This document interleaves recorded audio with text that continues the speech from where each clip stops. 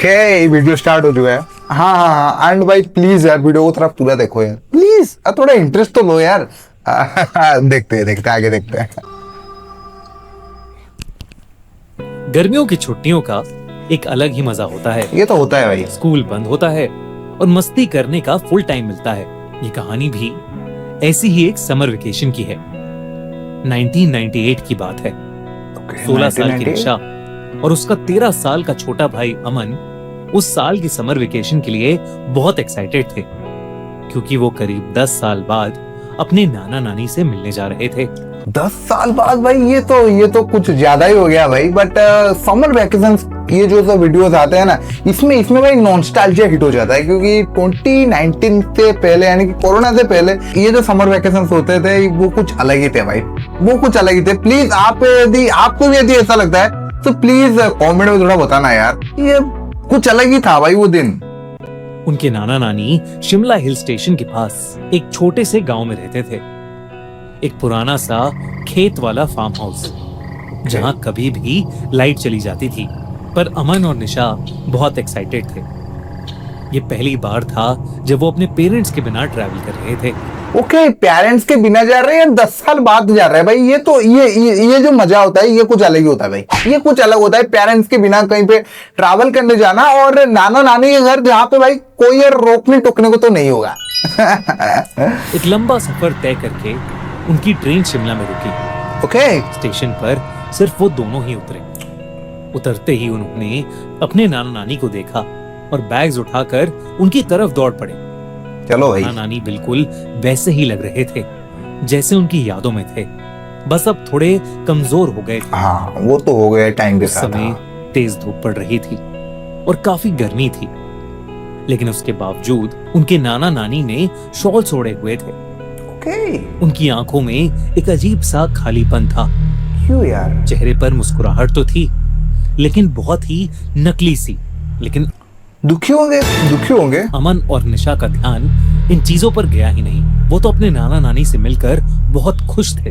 हाँ भाई वो भी एक बात है भाई, नजर जाता नहीं है यार। ये जो सब वक्त होते हैं आप खो जाते हैं। पूरी कार राइड में दोनों अपनी ट्रेन के सफर की स्टोरी सुनाते रहे। एम्बेसडर भाई नानी ज्यादा खुश नहीं। ओके मेरे हिसाब से जो एम्बेसडर से ये अब ज्यादातर कोलकाता में ही चलते हैं आई थिंक। सिर्फ हाँ में हाँ मिलाते रहे और बार बार गाड़ी के रियर व्यू मिरर से उन्हें देखते रहे। शिमला से करीब 1 घंटा कार ड्राइव करके वो लोग घर पहुंच गए। उनके नाना नानी का एक बड़ा सा फार्म हाउस था। थोड़ा पुराना है बट पुराना हो चुका था। ओके हाँ।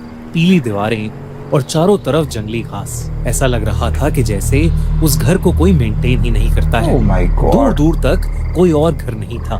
भाई ये कुछ ज्यादा ही डरावना ये कोई ज्यादा ही डरावना जगह पे इनका नाना ने क्या घर नहीं है। तो आसपास कुछ दिखाई भी नहीं दे रहा था। घर के बाहर वरांडा में एक पुरानी रॉकिंग चेयर थी जो बिना हवा के भी हल्की हल्की हिल रही थी। है?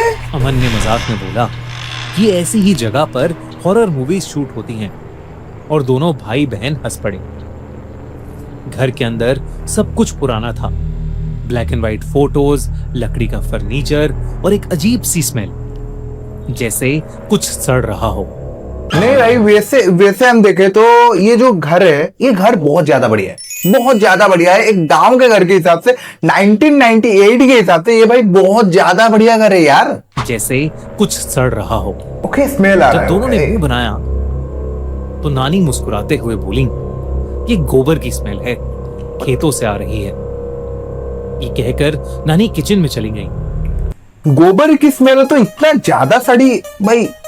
मैं स्मेल क्या हूँ भाई, मैं स्मेल क्या हूँ यानी कि मैं ऐसे पकड़ के नहीं गया हूँ, बट मैं गोबर का स्मेल किया हूँ। बट ये जो बात कर रही है इतना ज्यादा सड़ा हुआ नहीं यार, I think not.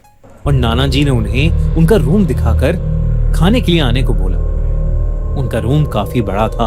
Oh my God भाई ब्यूटीफुल रूम भाई, बहुत ज्यादा बढ़िया रूम है ये, बहुत ज्यादा। ये तो लग्जरी मिल गया यार गाँव के अंदर इनको, भाई मानना तो पड़ेगा यार। पैसे वाले तो है इनके सॉरी नाना नानी। पर खिड़की से सिर्फ अंधेरा और लंबी घास दिख रही थी। थोड़ी देर बाद नानी ने खाने के लिए बुलाया। सब डिनर के लिए बैठ गए। नाना नानी उनके साथ डाइनिंग टेबल पर बैठे तो सही, पर उन्होंने कुछ खाया नहीं। यही रिपीट करते रहे कि वो दोनों कितने खुश हैं। कि बच्चे आए हैं। ये बात दोनों बच्चों को पहले तो बहुत अजीब लगी, पर वो दोनों अपने नाना नानी से 10 साल बाद मिल रहे थे। शायद उनके नाना नानी ने उन्हें बहुत ज्यादा मिस किया था। नहीं यार, वो बात तो अलग है, बट खा क्यों नहीं रहे हैं? क्या पहले से खा चुके हैं या आप रात को अकेले में मैगी बना के खाएंगे, ये दोनों को ना बोल के? डिनर के बाद निशा और अमन अपने रूम में चले गए। थोड़ी देर बाद नाना जी कमरे में आए। गुड नाइट कहकर नाना जी ने लाइट ऑफ की और जाने से पहले बोला, रात में यहाँ कई जानवरों की आवाजें आती हैं। ओके, ये तो गांव में होता है यार। और कमरे के बाहर बिल्कुल भी मत निकलना। बट दादाजी भाई अलग ही खौफनाक दिख रहे थे, अब तो पीछे मुड़ गए हैं। बट कहकर नाना जी उनके कमरे से चले गए और थके हुए बच्चे कब सोए सो जाओ यार। अगले 2 दिन काफी नॉर्मल गुजरे। हर दिन नाना नानी दोनों को उठाने आते। निशा अपना ज्यादातर समय एक विंडो के पास बैठकर स्केचिंग करते हुए बिताती थी। उस विंडो से सिर्फ पेड़ दिखते थे भाई। बढ़िया बढ़िया, एकदम एक जैसे। बढ़िया हॉलीडे चल रहा है भाई, कोई दिक्कत नहीं है, कोई टेंशन नहीं है, कोई बोलने को नहीं है, कोई टोकने को भी नहीं है। एंड नाना नानी तो अपने बड़े खुश लग रहे हैं, बट देखते हैं आगे। मन घर के आसपास घूमता रहता या घर के पीछे के कोने में एक पुराने झूले पर बैठकर अपने वॉकमैन पर गाने सुनते रहता। नाना नानी हर दोपहर ये कहकर घर से निकल जाते कि वो दोनों खेत में काम करने जा रहे हैं। खेत में काम होगा यार, गांव के लोग। रात को वापस आते। घर में एक लैंडलाइन फोन भी था, पर वो खराब पड़ा था। रखा तो है। बच्चे अपने मम्मी पापा से भी बात नहीं कर पा रहे थे। कुछ छोटी छोटी चीजें भी थीं जो थोड़ी अजीब थी। जैसे नाना नानी कभी भी उनके साथ कुछ खाते नहीं थे। हर बार जैसे नाना नानी कुछ छोटी छोटी चीजें भी थीं। अपने मम्मी पापा से भी बात नहीं कर पा रहे थे। कुछ छोटी छोटी चीजें तो आ रही होगी जो थोड़ी अजीब थी। जैसे नाना नानी कभी भी उनके साथ कुछ खाते नहीं थे। क्या बात कर रहे हो यार, इतना दिन हो गए हैं, अब तक नाना नानी ने खाना नहीं खाया इनके साथ। कोई बहाना करके दोनों डाइनिंग टेबल पर बस बैठे रहते। एक बार अमन ने देखा कि किचन में फ्रिज खुला हुआ था और अंदर सिर्फ एक पतीला था। टमाटो केचप है भाई। लाल गाढ़ा सा लिक्विड था। जब टमाटो तो वो टमाटो केचप नहीं था। पूछा तो नानी ने सिर्फ इतना कहा कि वो एक पुरानी फैमिली रेसिपी है और वो जोर जोर से हंसने लगी। अक्सर नानी बेवजह जोर जोर से हंसना शुरू कर देती थी। ये तो क्रीपी है भाई। ये जो बात बोली है, ये तो भाई क्रीपीनेस का नेक्स्ट लेवल है भाई। सच में यार बहुत ज्यादा डर लगता है। ऐसा मत करो यार, कोई यदि करता है तो जानबूझकर। और नाना जी कई घंटों तक एक ही जगह बैठकर सामने किसी चीज को घूरते रहते। दोनों भाई बहन को लगा कि ये सब बुढ़ापे की निशानी है। हाँ भाई, उम्र हो गया है, कुछ भी हो सकता है। उस रात निशा की आंख किसी आवाज से खुली। आवाज दरवाजे के बाहर से आई थी। तभी दरवाजे के नीचे से एक बड़ी सी शैडो गुजरी।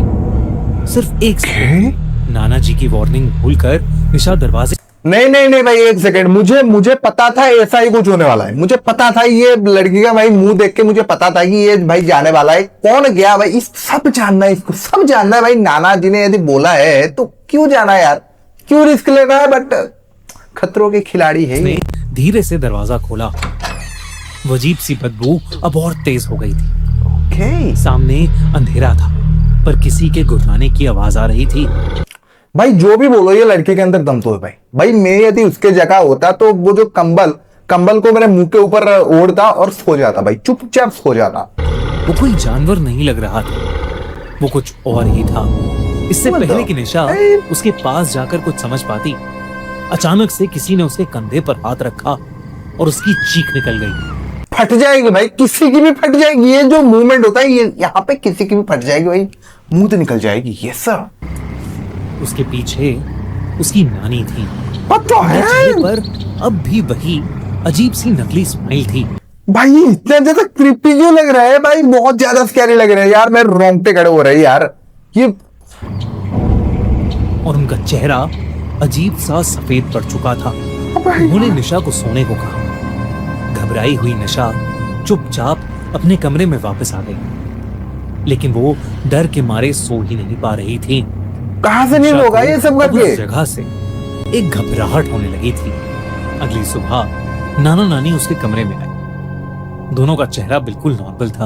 अब तो नॉर्मल रोज है की तरह भाई। वो बोले, नाश्ता किचन में और वो खेत में काम करने जा रहे हैं। रोज वाला एक ही डायलॉग था क्या? जैसे ही निशा को मेन डोर बंद होने की आवाज आई, उसने राहत की सांस ली।